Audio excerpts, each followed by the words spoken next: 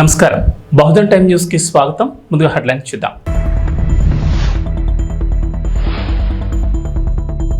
నేడు మూడవసారి ప్రధానిగా మోదీ ప్రమాణ స్వీకారం. కేంద్ర మంత్రులుగా 30 మందికి ఛాన్స్. తెలంగాణ నుంచి కిషన్ రెడ్డి, బండి సంజయ్లకు చోటు.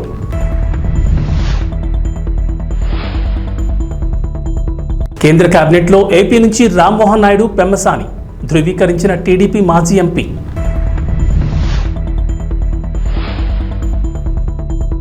అక్షర సూర్యుడు రామోజీ అంత్యక్రియలు పూర్తి. పాడే మోసిన చంద్రబాబు.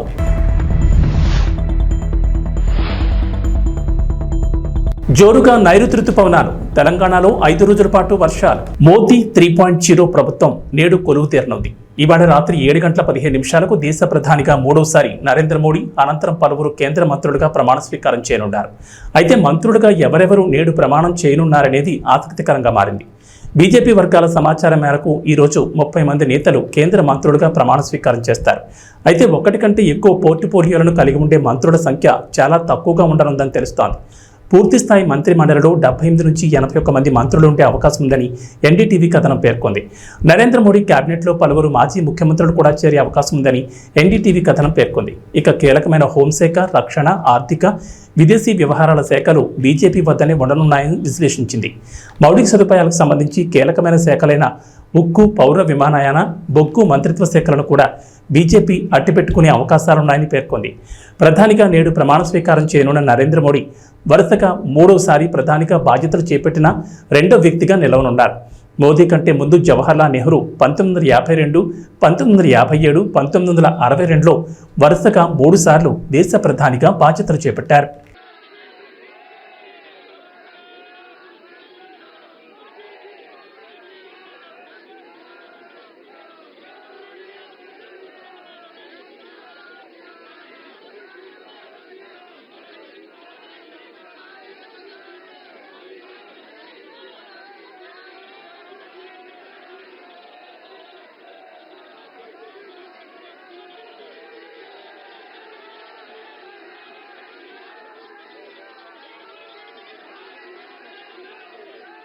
పార్లమెంట్ ఎన్నికల్లో ఎన్డీఏ కూటమి మరోసారి ఘన విజయం సాధించిన సంగతి తెలిసిందే. వరుసగా మూడవసారి ప్రధానిగా నరేంద్ర మోడీ నేడు ప్రమాణ స్వీకారం చేయనున్నారు. రాష్ట్రపతి భవన్లో ఈ రోజు రాత్రి 7-8 గంటల మధ్య ప్రమాణ స్వీకారం ఉండనుంది. ఈ కార్యక్రమంలో పాల్గొనేందుకు వివిధ దేశాధినేతలు ఇప్పటికే దేశ రాజధాని ఢిల్లీకి చేరుకున్నారు. ఇక మోడీతో పాటు దాదాపు 30 మంది కేంద్ర మంత్రులుగా ప్రమాణ స్వీకారం చేయనున్నట్లు సమాచారం. తెలుగు రాష్ట్రాల నుంచి 5గురికి మోదీ కేబినెట్లో బెర్తులు ఖరారయ్యాయి. తెలంగాణ నుంచి మాజీ మంత్రి కిషన్ రెడ్డికి మరోసారి అవకాశం కల్పించారు. ఇక బండి సంజయ్ కూడా జాక్పాట్ కొట్టారు. మోదీ మంత్రివర్గంలో సంజయ్కు చోటు దక్కింది. సాయంత్రం మంత్రులుగా ప్రమాణ స్వీకారం చేయాలంటూ ఇద్దరు నేతలకు ఉదయం పీఎంఓ నుంచి ఫోన్ కాల్ వచ్చింది.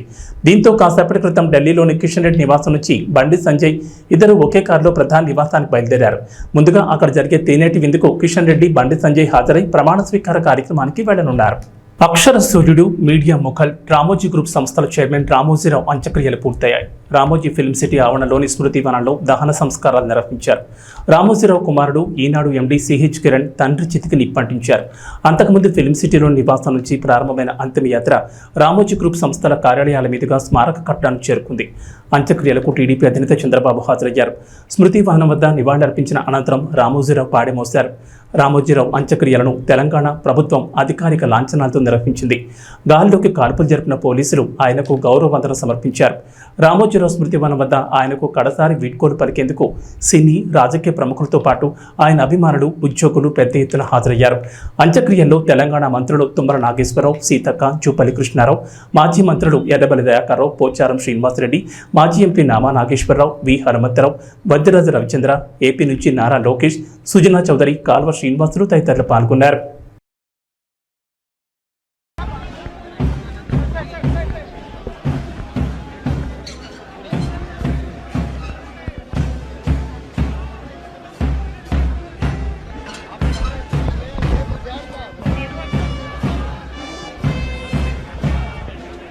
ఏపీ అసెంబ్లీ పార్లమెంట్ ఎన్నికల్లో ఎన్డీఏ కూటమి ఘన విజయం సాధించింది. టీడీపీ, జనసేన, బీజేపీ కలిసి పోటీ చేయగా కూటమి 21 ఎంపీ స్థానాలతో పాటు 164 అసెంబ్లీ స్థానాలతో సూపర్ విక్టరీ సాధించింది.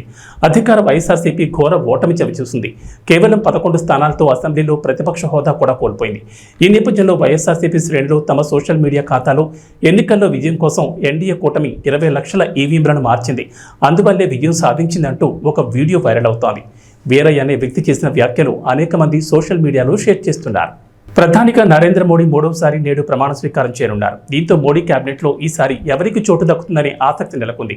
అయితే ఎన్డీఏలో బీజేపీ తర్వాత అతిపెద్ద పార్టీగా అవతరించిన టీడీపీకి మంత్రివర్గంలో ప్రాధాన్యత దక్కనుంది. ఈ నేపథ్యంలో టీడీపీ నుంచి ఇప్పటికే 2 మంత్రి పదవులు ఖాయమైనట్లు మాజీ ఎంపీ గల్లా జయదేవ్ ట్వీట్ చేశారు. కేంద్ర మంత్రివర్గంలో Srikakulam MP Kinjarapu Rammohan Naidu, Guntur MP doctor Pemmasani చంద్రశేఖర్లకు మంత్రి పదవులు దక్కాయి. ఈ మేరకు గల్లా జయదేవ్ వాళ్ళిద్దరికీ శుభాకాంక్షలు తెలిపారు. మాజీ మంత్రి కొడాలి వెంకటేశ్వరరావు అలియాస్ నాని అనుచరులు కబ్జా చేసిన దాదాపు 100 కోట్లకు పైగా విలువైన స్థలాన్ని బాధితులు తిరిగి స్వాధీనం చేసుకున్నారు. రాష్ట్రంలో మళ్లీ టీడీపీ విజయం సాధించడంతో చైతన్య సహకార సంఘం ఫ్లాట్ల యజమానుల్లో ధైర్యం వచ్చింది. మొత్తం 7.66 ఎకరాల్లో వేసిన 60 మందికి చెందిన ఫ్లాట్లను కరోనా వైరస్ వ్యాప్తి సమయంలో మాజీ ఎమ్మెల్యే కొడాలి నాని అనుచరులు కబ్జా చేశారు. తమ ఫ్లాట్ల కోసం వెళ్లిన యజమానులపై రౌడీలతో దాడులు చేయించారు. దీనిపై బాధితులు కోర్టును ఆశ్రయించగా అనుకూలంగా తీర్పు వచ్చింది. ఈ విషయంలో గుడివాడ సివిల్ కోర్టు ఇటీవల తీర్పునిచ్చింది. ఇదే సమయంలో ఎన్నికల్లో టీడీపీ కూటమికి ఫలితాలు అనుకూలంగా రావడంతో బాధితులకు ధైర్యం వచ్చింది. దీంతో శనివారం ఆక్రమిత స్థలంలోని కంచెను జేసీబీలతో తొలగించి స్వాధీనం చేసుకున్నారు. అక్కడ ఉన్న షెడ్ను కూల్చివేసి అనంతరం కొడాలి నాని అరాచకం నశించాలంటూ నినాదాలు చేశారు. తమ స్థలాన్ని కొడాలి నాని అనుచరుడు ఎస్ఆర్ కాంగ్రెస్ యువజన విభాగ జిల్లా అధ్యక్షుడు మెరుగుమాల కాళీ గ్యాంగ్ కబ్జా చేసిందని బాధితులు ఆరోపించారు. గుడివాడ మండలం వలిపర్తిపాడులోని రీసర్వే నెంబర్ 180 చైతన్యనగర్ హౌసింగ్ సొసైటీలోని ప్లాట్లను కబ్జా చేశారు. సాంకేతిక పరిజ్ఞానం రోజురోజుకు పెరిగిపోతోంది. డీప్ ఫేక్ ఫోటోలే అసలైన ఫోటోలుగా చలామణి అవుతున్న రోజుల్లో ఫోటోలు, వీడియోలను సాక్ష్యాలుగా పరిగణించలేమని ఢిల్లీ హైకోర్టు పేర్కొంది. కేవలం ఫోటోలు, వీడియోలు ఇస్తే సరిపోదని, అవి నిజమైనవేనని ఆధారాలను కూడా ఇవ్వాల్సిందేనని తేల్చెప్పింది. ఈ మేరకు ఓ జంట విడాకుల కేసులో ఢిల్లీ హైకోర్టు ధర్మాసనం ఈ వ్యాఖ్యలు చేసింది. ఢిల్లీకి చెందిన ఓ జంటకు ఫ్యామిలీ కోర్టు విడాకులు మంజూరు చేసింది. భార్య 5 ఏళ్ల కూతురుకు కలిపి నెల 75,000 పరణం కింద చెల్లించాలని భర్తను ఆదేశించింది. అయితే తన భార్యకు వివాహేతర సంబంధం ఉంది కాబట్టి తాను ఎలాంటి మనోవర్తి చెల్లించాల్సిన అవసరం లేదని భర్త వాదించారు. ఫ్యామిలీ కోర్టు తీర్పును హైకోర్టులో సవాల్ చేశాడు. భార్య వివాహేతర సంబంధానికి సాక్ష్యంగా ఫోటోను కోర్టుకు సమర్పించాడు. ఈ కేసును జస్టిస్ రాజీవ్ షక్దర్, జస్టిస్ అమిత్ బన్సల్ ధర్మాసనం విచారించింది. భార్యకు వివాహేతర సంబంధం ఉందంటూ భర్త సమర్పించిన ఫోటోలు స్పష్టంగా లేవని ధర్మాసనం అభిప్రాయపడింది. అంతేకాదు, డీప్ ఫేక్ ఫోటోల బెడద నేపథ్యంలో ఆ ఫోటోలను సాక్ష్యంగా పరిగణించలేమని స్పష్టం చేసింది. మరింత స్పష్టమైన ఫోటోలు, అవి నిజమైనవేనని ఆధారాలతో కోర్టుకు అందజేస్తే పరిశీలిస్తామని పేర్కొంది. పోరుమామిళ్లపట్నంలోని సీసీఆర్ కాంప్లెక్స్ ఆవరణలో రామోజీరావుకు నివాళులర్పించారు టీడీపీ నాయకులు. వైఎస్ఆర్ కడప జిల్లా పోరుమామిళ్లపట్నంలోని సీసీఆర్ కాంప్లెక్స్ ఆవరణలో తెలుగుదేశం పార్టీ యువ నాయకులు రంగసముద్రం ఎంపీటీసీ కలవకూరు రమణ ఆధ్వర్యంలో తెలుగుదేశం పార్టీ బద్వేల్ మాజీ market yard chairman Cherukuru Chennarayudu, Rangasamudram మాజీ సర్పంచ్ నడిపి వెంకట సుబ్బయ్య, తెలుగుదేశం పార్టీ నాయకులు రమేష్, పాపయ్య, రాష్ట్ర Telugunadu medical and health employees union రాష్ట్ర నాయకులు ముడియాల శ్రీనివాసరెడ్డి మరియు తెలుగుదేశం పార్టీ నాయకులు, కార్యకర్తలు జోహార్ రామోజీరావు అంటూ ఆయన చిత్రపటానికి పూలమాలలు వేసి ఘనంగా నివాళులర్పించారు. ఈ సందర్భంగా వారు మాట్లాడుతూ వివికెగిన తెలుగు వెలుగు అక్షర యోధుడు రామోజీరావు అని కొనియాడారు. అదేవిధంగా రామోజీరావు ఇటు పత్రికా రంగం పైన, అటు పారిశ్రామిక మరియు కళారంగాల్లో ఎనలేని సేవ చేశారని, ఆయన చివరి శ్వాస విడిచి వెళ్లడం చాలా బాధాకరమన్నారు. 30 జన్మించి ఇప్పుడు 2024లో ఈరోజు ఆయన నిన్న చనిపోవడం జరిగింది.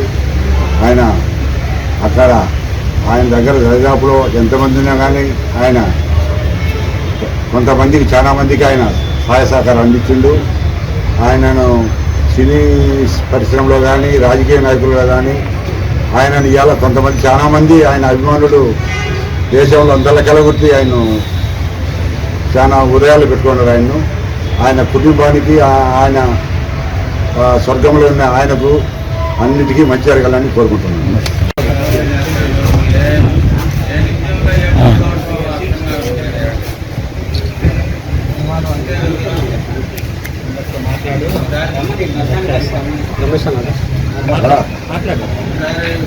ఈరోజు నిజంగా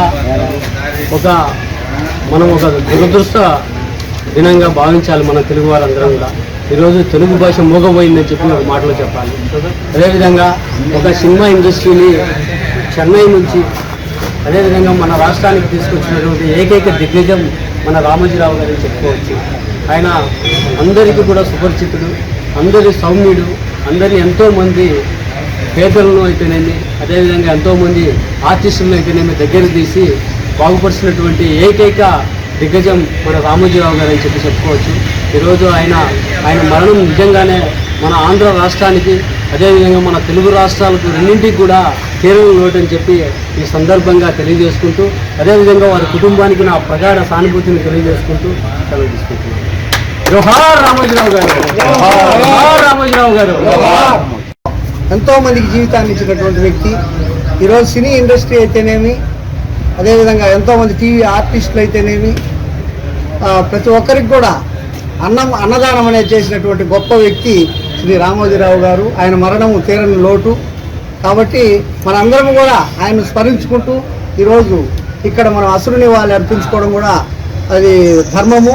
ఎందుకంటే ఈ రాష్ట్రానికే కాదు పక్క రాష్ట్రాలకు కూడా ఆయన ఎంతో కీర్తి ప్రతిష్టలు తెచ్చినటువంటి వ్యక్తి. ఈనాడు ఈరోజు ఈటీవీ కానీ ఈనాడు కానీ ఈరోజు సినీ రంగానికి ఎంతో సేవ చేస్తూ అంతేవిధంగా రాజకీయ రంగానికి కూడా సపోర్ట్ చేసినటువంటి గొప్ప వ్యక్తి రామోజీరావు గారు అని చెప్పి ఈ సందర్భంగా చెప్పుకోవడానికి మనందరం కూడా గర్వపడవలసినటువంటి అవసరం ఎంతైనా ఉంది. కాబట్టి ఆయనకు అసలు నివాళి అర్పించడము ఈరోజు బాధాకరంగా బాధాతప్త హృదయంతో మరి ఆయనకు అసలు నివాళి అర్పిస్తున్నాం. ఆయనకు ఈరోజు ఎంతోమంది సినీ ప్రముఖులు, రాజకీయ నాయకులు, ఉద్దండులు, దేశ ప్రధాని అయితేనేమి, హోమ్ మినిస్టర్ అయితేనేమి, మరి రాష్ట్రము దేశము అంతా కూడా ఈరోజు మోగపోయింది. ఆయన గొంతు ఇంకా వినపడలేదని చెప్పి చాలామంది బాధపడుతున్నారు. కాబట్టి ఈ విషయంలో మనందరం కూడా ఆ కుటుంబానికి అండగా ఉంటూ ఆ దేవదేవుడు వారి కుటుంబానికి అష్టైశ్వర్యాలు, ఆయురోగ్యాలు ఆల్రెడీ ఇచ్చి ఉన్నారు. అయినా కూడా ఆ కుటుంబానికి ఇంకా ఓదార్పు ఇవ్వాలని చెప్పి ఆ భగవంతుని ప్రార్థిస్తున్నాను. జగన్ ప్రభుత్వంలో అమరావతి ప్రాంతాల్లో జగన్ పేదలకు సెంటు స్థలాలను కేటాయించారు. ఆ సమయంలో కృష్ణాయపాలెం శివార్లో శంకుస్థాపన చేసి నమూనా ఇంటితో పాటు స్తూపాన్ని ఏర్పాటు చేశారు. అయితే కొందరు గుర్తు తెలియని వ్యక్తులు ఈ స్తూపాన్ని, శిలాఫలకాన్ని జేసీబీతో ధ్వంసం చేశారు. ఈ విషయం ఆలస్యంగా వెలుగులోకి వచ్చింది. ఈ ఘటనపై వైసీపీ నాయకులు తీవ్రంగా మండిపడుతున్నారు.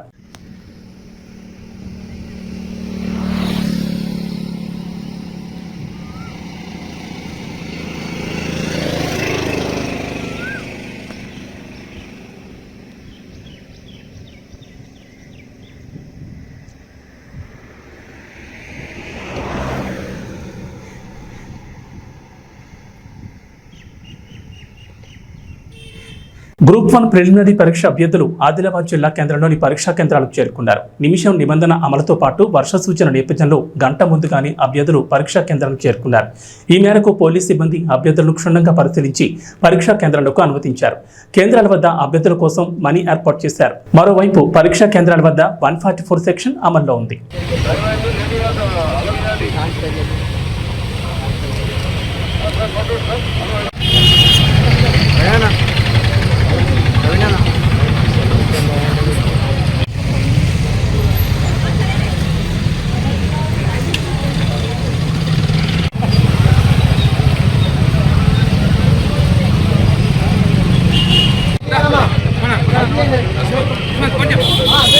ప్రధానిగా నరేంద్ర మోడీ మూడోసారి నేడు బాధ్యతలు స్వీకరించనున్నారు. రాష్ట్రపతి భవన్లో ఆదివారం రాత్రి 7:15 ప్రమాణ స్వీకారం చేయనున్నారు.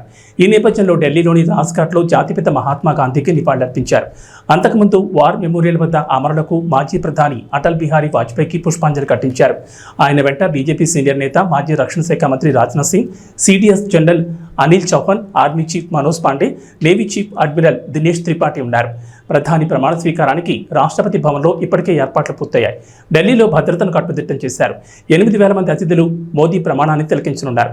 బంగ్లాదేశ్, శ్రీలంక, భూటాన్, నేపాల్, మారిషస్, సెషల్స్తో పాటు మాల్దీవ్స్ దేశాధినేతలు ముఖ్య అతిథులుగా పాల్గొనున్నారు.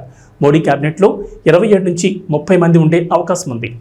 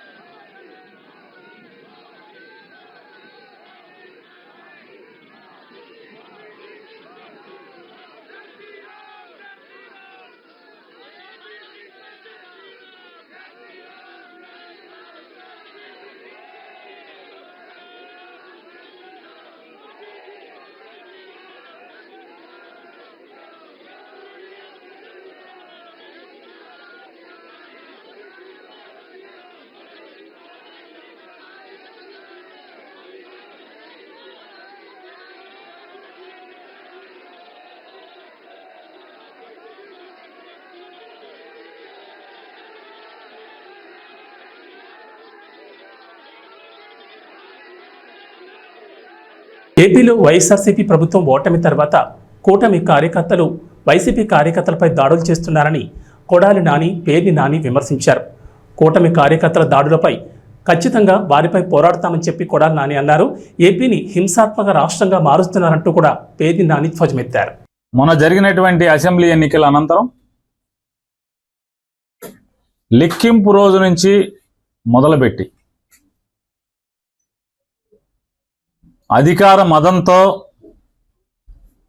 Telugu Desam party, Janasena party rowdy మోకలు ఈ రాష్ట్ర వ్యాప్తంగా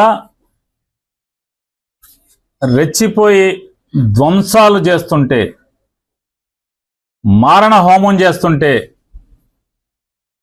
ఏ నియోజకవర్గానికి ఆ నియోజకవర్గం ఎమ్మెల్యేలు గెలిచిన వారు ప్రోత్సహిస్తూ పైనుంచి చంద్రబాబు నాయుడు డీజీపీకి, ఎస్పీలకి కేసులు కట్టబాకండి, మా కార్యకర్తలు చేసేటువంటి ధ్వంసాన్ని మీరు విట్నెస్గా చూస్తూ ఉండండి తప్పితే మా వాళ్ళని ఎక్కడ ఆపటానికి వీల్లేదు, మీరు పోలీసు ఉద్యోగం చేయటానికి వీల్లేదు అని చెప్పని వాళ్ళ పోలీసులు చేతులు కట్టి ఈ ధ్వంసరచన చేస్తున్నాడు.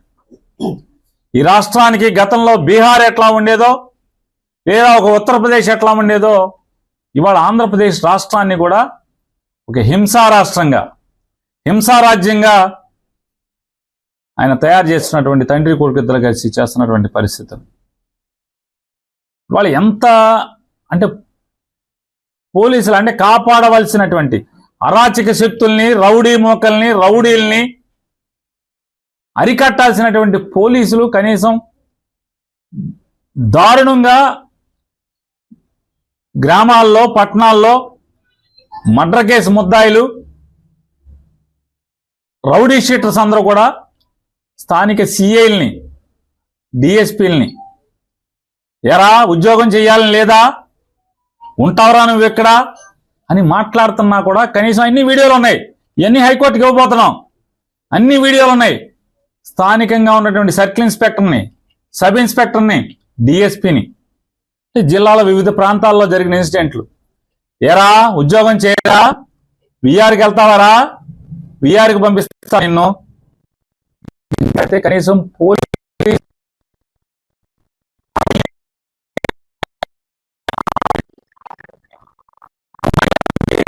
అంటే ఒక ఉదాహరణకి బార్ల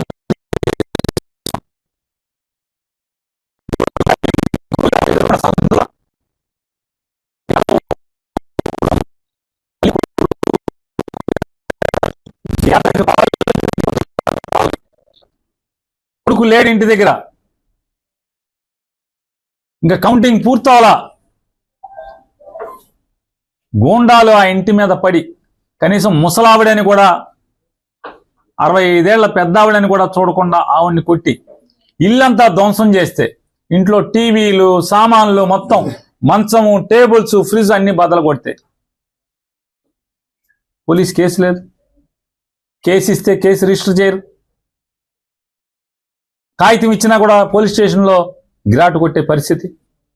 ఎనగుదురు పోలీస్ స్టేషన్ ఇంతవరకు కేసు కట్టలేదు. కంప్లైంట్ ఇచ్చినా కూడా ముద్దాయిలు డైరెక్ట్గా వైఎస్ఆర్ కాంగ్రెస్ పార్టీ వాళ్ళు పలకరిస్తాకెళ్ళి ఆ ఇంట్లో పగిలిపోయిన సామానికి కొనుక్కోమని డబ్బులు ఇస్తే, మేము వచ్చేసిన తర్వాత వెళ్ళి నువ్వు ఎన్ని సామాన్లు వాళ్ళు కొనిచ్చినా సరే అన్ని బద్దలు కొడతామని చెప్పినా, పోలీస్ కంప్లైంట్ చేసినా, పోలీసులకు చెప్పినా నో పోలీస్, నో కేస్. చూడండి ఎంత బరి తెగించారో, పోలీసు ఎంత పతనావస్థలోకి తీసుకొచ్చాడో Chandrababu Naidu. T20 world cup 2024లో భాగంగా భారత్, పాకిస్తాన్ జట్ల మధ్య నేడు హై వోల్టేజ్ క్రికెట్ సమరం జరిగింది. రాత్రి 8 గంటలకు న్యూయార్క్లోని Nassau county international cricket stadium వేదిక ఈ మ్యాచ్ ఆరంభం కానుంది. సంచలన రీతిలో అమెరికా చేతిలో ఓడిపోయిన పాకిస్తాన్కు ఈ మ్యాచ్ చాలా కీలకమైంది. ఈ మ్యాచ్లో సత్తా చాటి సూపర్ 8 రేస్లో ఉండాలని బాబర్ ఆజం సేన పట్టుదలతో ఉంది. అయితే ఈ మ్యాచ్లో భారత్ చేతిలో పాకిస్తాన్ ఓడిపోతే ఆ జట్టు సూపర్ 8 అవకాశాలు అత్యంత సంక్లిష్టంగా మారతాయి. ఇప్పటికే 2 మ్యాచ్లు గెలిచిన అమెరికా, పాకిస్తాన్ ప్లే ఆఫ్ అవకాశాలపై నీళ్లు చల్లే అవకాశాలు కనిపిస్తున్నాయి.